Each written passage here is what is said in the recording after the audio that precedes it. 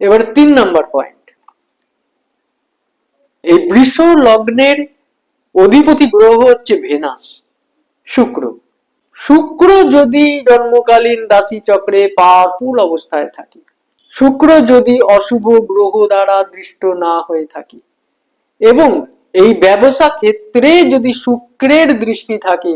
ব্যবসা ক্ষেত্রে মানে বৃশ্চিক রাশিতে যদি শুক্র স্বয়ং বসে থাকে, যদি বৃশ্চিক রাশিতে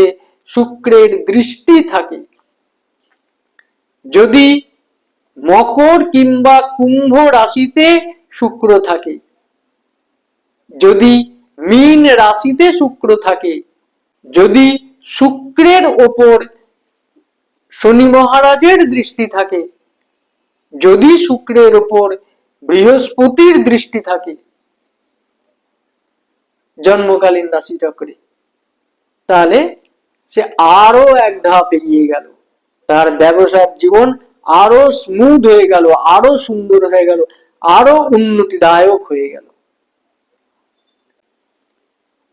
শুক্র যদি কন্যা রাশিতে থাকে, শুক্রের দৃষ্টি যদি কন্যা রাশিতে পড়ে, তাহলেও কিন্তু